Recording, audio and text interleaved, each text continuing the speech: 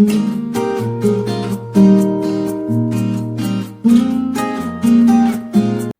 Friends, स्वागत है आप सभी का हमारे YouTube चैनल रामा सर में।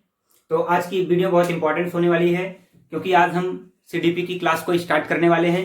तो चलिए सीधा बिना देर किए आपको चलते हैं लेकर के अपने CDP की क्लास में।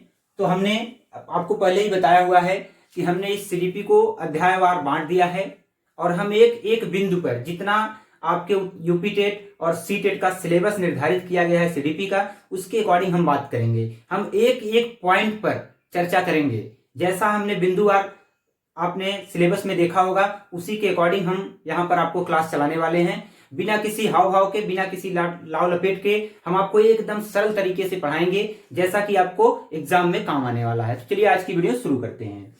सबसे पहले हम देखते हैं बाल विकास का अर्थ। हमारा जो पॉइंट है वह है बाल विकास का अर्थ, यानी मीनिंग ऑफ चाइल्ड डेवलपमेंट। तो इसमें हम सबसे पहले चर्चा करते हैं कि what is the meaning of child development. बाल विकास का अर्थ क्या है? तो बाल विकास का अर्थ, बाल विकास से तात्पर्य बालकों के सर्वांगीण विकास से है। सबसे पहले ये जानेंगे कि हमारा जो है किससे संबंधित है, ये बालकों के सर्वांगीण विकास से, बालकों के सर्वांगीण विकास से। तो जैसा कि बाल विकास का अध्ययन करने के लिए विकासात्मक मनोविज्ञान की एक अलग शाखा को डेवलप किया गया, एक अलग शाखा बनाई गई, जिसके अंतर्गत हम क्या करते हैं उसको ध्यान देंगे। हमारा अगला पॉइंट उसके अंतर्गत आता है कि जो विकासात्मक मनोविज्ञान की एक अलग शाखा बनाई गई, उसके अंतर्गत बालकों के व्यवहारों का अध्ययन गर्भावस्था से लेकर के मृत्यु पर्यंत तक किया जाता है। ध्यान रखेंगे, यहां से हमारा प्रश्न बनता है। ये बहुत ही इंपॉर्टेंट पॉइंट है, इससे आया हुआ प्रश्न है, क्योंकि पूछा जाता है कि बाल विकास किसका अध्ययन है। ये बार बार प्रश्न आते हैं, रिपीट होते रहते हैं। हरियाणा टेट में भी हुआ था, यूपी टेट में भी ये प्रश्न आया हुआ है कि बाल विकास का अध्ययन किसका अध्ययन है, बाल विकास किसका अध्ययन है। तो आपको देखना होगा कि गर्भावस्था से लेकर के मृत्यु पर्यंत तक, ये चीज आप पॉइंट की बात रखेंगे ध्यान। हरलाक ने इस संबंध में अपने विचार व्यक्त किया है कि बाल मनोविज्ञान का नाम बदलकर उसे बाल विकास इसलिए कर दिया गया क्योंकि अब बालकों के किसी विशेष पहलू का अध्ययन नहीं किया जाता है, बल्कि उसके विभिन्न पहलुओं का अध्ययन किया जाता है। किसी एक पक्ष पर विशेष ध्यान नहीं दिया जाता है। बाल विकास के संबंध में विभिन्न विद्वानों ने क्या क्या मत प्रदान किए हैं, इसको आइए देखते हैं अपने बिंदुओं के माध्यम से। हमारा बिंदु है, नेक्स्ट बिंदु है, बाल विकास वह विज्ञान है जो बालकों के व्यवहार का अध्ययन गर्भावस्था से मृत्यु पर्यंत तक करता है। ठीक है, इसको किसने कहा है? क्रो एंड क्रो ने। ध्यान रखेंगे, ये परिभाषा पूछी जाती रहती है कि क्रो एंड क्रो के अकॉर्डिंग जो है निम्नलिखित में से बाल विकास की कौन सी परिभाषा है। तो ध्यान रखेंगे, बाल विकास वह विज्ञान है जो बालकों के व्यवहार का अध्ययन गर्भावस्था से लेकर के मृत्यु पर्यंत तक करता है। डार्विन के अनुसार समझ लेते हैं, डार्विन ने क्या कहा था? बाल विकास व्यवहारों का वह विज्ञान है जो बालक के व्यवहार का अध्ययन गर्भावस्था से मृत्यु पर्यंत तक करता है। आप ध्यान रखेंगे थोड़ा सा कि सारे लोगों ने बस घुमा फिरा करके बात यही व्यक्त किया है कि गर्भावस्था से लेकर के मृत्यु पर्यंत तक कार्य करता है। तो ये पॉइंटेड बात है, इस पर आपको विशेष ध्यान देना होगा। ठीक है, बढ़ते हैं आगे, थोड़ा सा देख लेते हैं इसका निष्कर्ष क्या निकलता है। तो अतः हम कह सकते हैं कि बाल विकास बालकों के विकास, उनके व्यवहार और उनके विकास को प्रभावित करने वाले कारकों, यानी कि उनके विभिन्न तथ्यों का अध्ययन है। बाल विकास के अर्थ का अध्ययन करने के बाद हम अगले पॉइंट की तरफ जब बढ़ते हैं तो हमें इस बात का पता चलता है कि बाल विकास की आवश्यकता आखिर हमें क्यों है। What is the need of child development? बाल विकास की आवश्यकता किसको है, ये जानना बहुत महत्वपूर्ण है। ठीक है, तो हम इसको जानने के लिए एक पॉइंट आपको बता दें कि अध्यापन विज्ञान में पढ़ने पढ़ाने की तकनीकी के अलावा बाल मनोविज्ञान का अध्ययन क्यों किया जाता है, यह सबसे महत्वपूर्ण बिंदु है। बात यह भी आती है कि आखिर इस बाल विकास की आवश्यकता किसको है। बाल मनोविज्ञान का अध्ययन शिक्षक करता है, इस बात को आप ध्यान रखेंगे। बाल मनोविज्ञान का अध्ययन शिक्षक करता है। बाल मनोविज्ञान का अध्ययन शिक्षक इसलिए करता है ताकि उसको इस बात का पता चल सके कि वह जो कुछ भी पढ़ा रहा है, क्या बालक उसको ग्रहण करने की क्षमता रखता है अथवा नहीं रखता है। तो आइए देखते हैं कि बाल विकास अध्यापकों के लिए किस प्रकार आवश्यक है। तो इसमें हमारा जो पहला पॉइंट बनता है वह बनता है बालकों की मनोरचना की जानकारी प्राप्त करने हेतु। अगर आप लोग कॉपी और पेन न लेकर बैठे हों तो कॉपी और कलम लेकर बैठ जाएं, इस पॉइंट को नोट करते जाएं, ये सब पॉइंट बहुत महत्वपूर्ण हैं। तो बालकों की मनोरचना की जानकारी प्राप्त करने हेतु, जैसा कि हम सभी जानते हैं इस संसार में कोई भी दो प्राणी एक जैसे हो नहीं सकते हैं, ना कोई मनुष्य ना कोई पशु। जब दो प्राणी एक जैसे नहीं हो सकते हैं तो आप इसका भी अनुमान लगा सकते हैं कि दो बालक एक जैसे नहीं हो सकते हैं। उनकी मनोरचना, उनका मस्तिष्क विकास, उनका शारीरिक विकास अलग अलग होता है। कुछ बच्चे अधिक तेज होते हैं जबकि कुछ बच्चे कमजोर होते हैं। तो इस बात का हमें ध्यान रखना होता है कि कौन सा बच्चा तेज है और कौन सा बच्चा कमजोर है। लेकिन अगर आप बाल विकास का अध्ययन नहीं करे होंगे, बाल मनोविज्ञान के बारे में आपका अध्ययन कमजोर होगा, अध्यापक का अध्ययन कमजोर होगा, तो वह इस बात को वह जान नहीं पाएगा कि कौन सा बच्चा किस चीज को ग्राह्य कर रहा है और कौन सा बच्चा किस बिंदुओं को ग्राह्य नहीं कर पा रहा है। क्यों? क्योंकि अध्यापकों को कई बार देखा जाता है कि अध्यापक आउटडोर क्लासेस ले लेते हैं, लेकिन ज़्यादातर क्या होता है कि अध्यापकों को सामूहिक कक्षाएं ही पढ़ानी पड़ती हैं। और होता क्या है कि सामूहिक कक्षाओं में बालक की जो वैयक्तिक भिन्नता है उसको समाप्त नहीं किया जा सकता है। ठीक है, तो ये हमारा पहला पॉइंट है। इसलिए हमें बाल मनोविज्ञान की, यानी कि अध्यापक को बाल मनोविज्ञान की आवश्यकता होती है। पॉइंट नंबर 2 की तरफ बढ़ते हैं। हमारा दूसरा पॉइंट है बाल विकास प्रक्रिया को समझाने में सहायक। तो हम देखते हैं कि जब बालक की मनोरचना की जानकारी प्राप्त करनी है तो हमें बाल मनोविज्ञान का अध्ययन करना होता है। बाल मनोविज्ञान का अध्ययन करने से क्या होता है कि बालक के विकास की प्रक्रिया को अध्यापक भली भांति समझ जाता है। इसमें ज़्यादा आपको परेशान होने की जरूरत नहीं है। दूसरे पॉइंट में हमारी यही बात है कि बाल विकास की प्रक्रिया को समझने में बाल मनोविज्ञान अध्यापक की सहायता करता है। तीसरा पॉइंट है बाल निर्देशन एवं परामर्श में सहायक।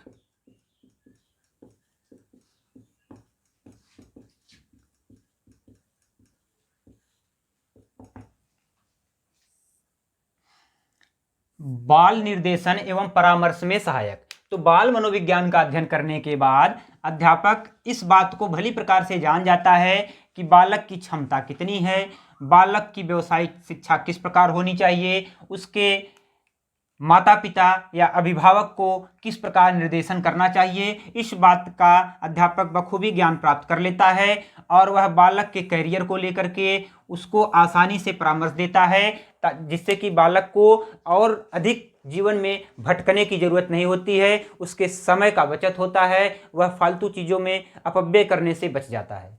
बढ़ते हैं चौथे पॉइंट की तरफ। हमारा चौथा पॉइंट है बालकों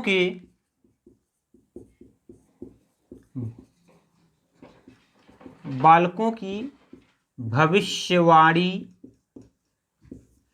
करने में सहायक।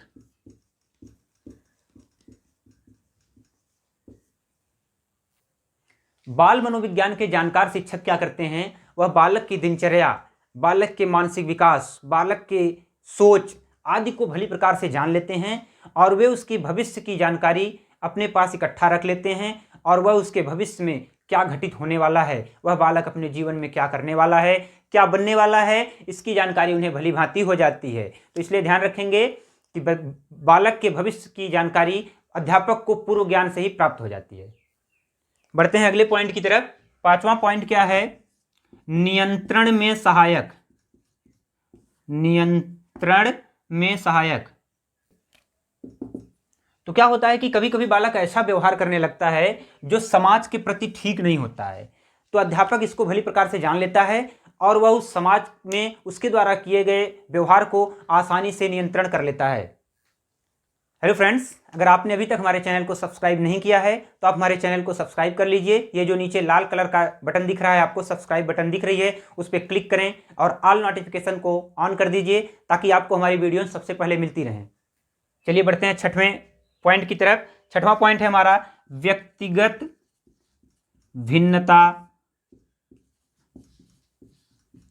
का ज्ञान।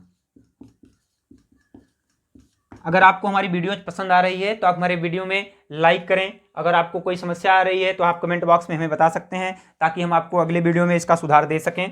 तो ध्यान रखेंगे, विश्व में कोई भी दो प्राणी पूर्णतः एक समान नहीं होते हैं। इसको ध्यान रखेंगे, विश्व में कोई भी प्राणी पूर्णतः एक समान नहीं होते हैं, कुछ न कुछ भिन्नता उनके अंदर अवश्य रहती है।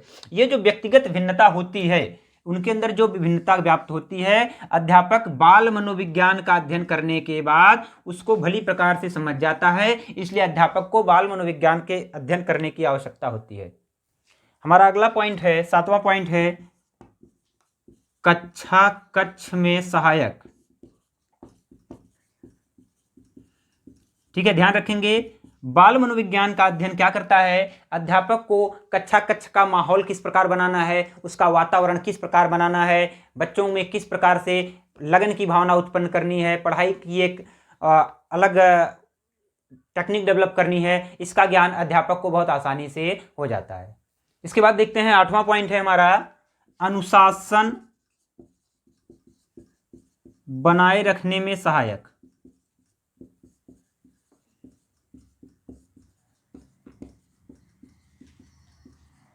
क्या होता है, बाल मनोविज्ञान जो है बच्चों में अनुशासन की भावना बनाए रखने में भी अध्यापक की बहुत मदद करता है। अगला पॉइंट देखते हैं, हमारा 9वां पॉइंट है। फटाफट चलते हैं क्योंकि वीडियो बहुत लंबा हो जाएगा, आप सब ये समझ रहे हैं। अगला है, विशिष्ट बालकों के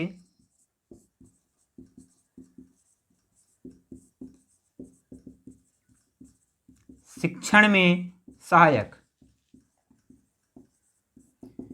बाल मनोविज्ञान का जानकार अध्यापक यह भली प्रकार से जानता है कि हर बालक एक जैसा नहीं होता है, उसमें कुछ विशिष्ट बालक भी होते हैं जो विशिष्ट आवश्यकता वाले होते हैं। तो जब अध्यापक बाल मनोविज्ञान का अध्ययन किया रहता है तो वह विशिष्ट बालकों की पहचान आसानी से कर लेता है और उनके लिए अलग से ट्रीट प्रारंभ कर देता है। तो इसलिए ये पॉइंट भी बहुत सहायक है, विशिष्ट बालकों के शिक्षण में सहायक। और इसका लास्ट पॉइंट जो हमारा 10वां पॉइंट है, इसको आप समझ लेंगे,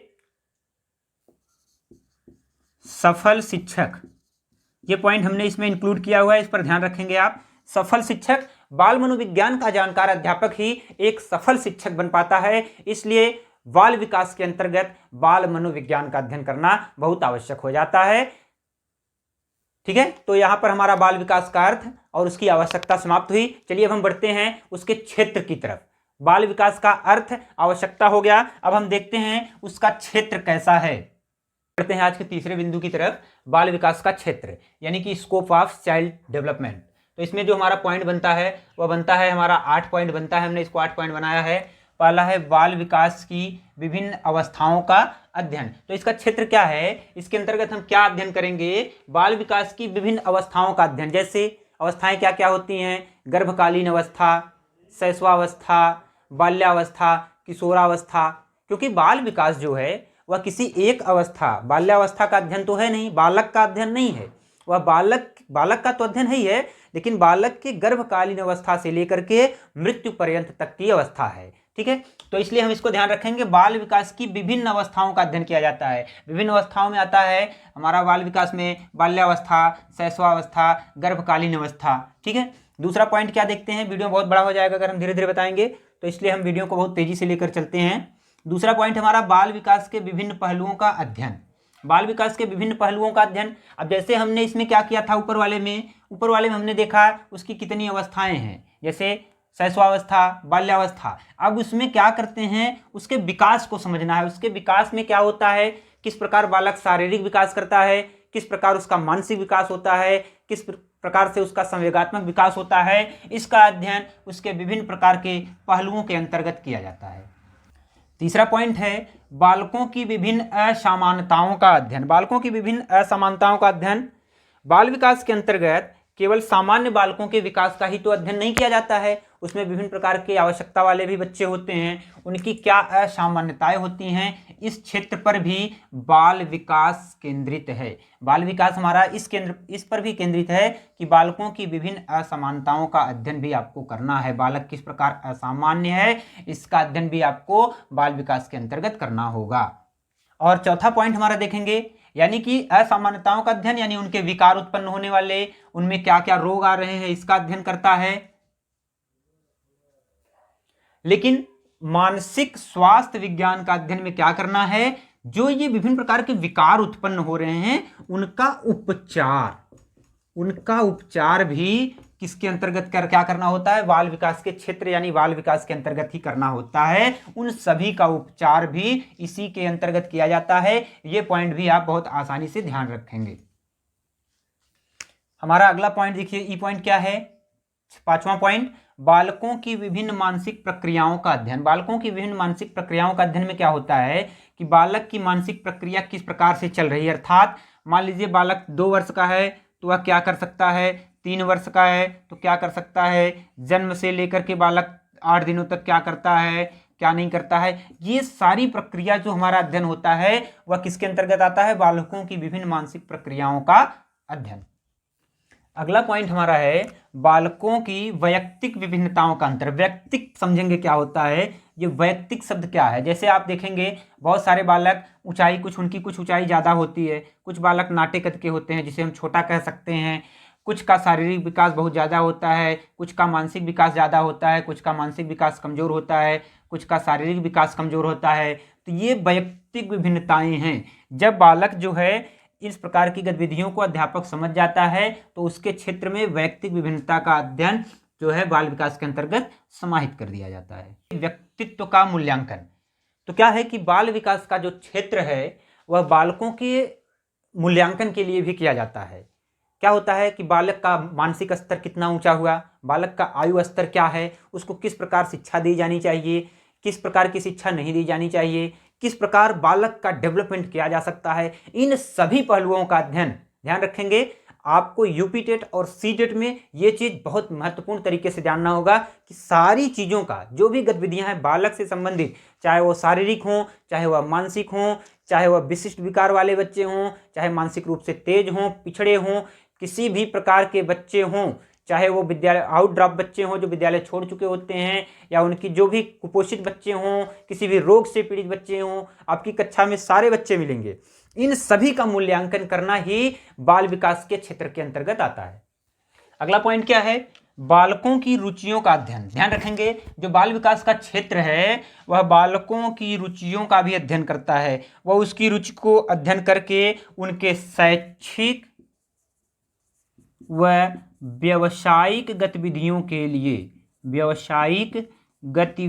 के लिए उन्हें दिशा निर्देश देता है।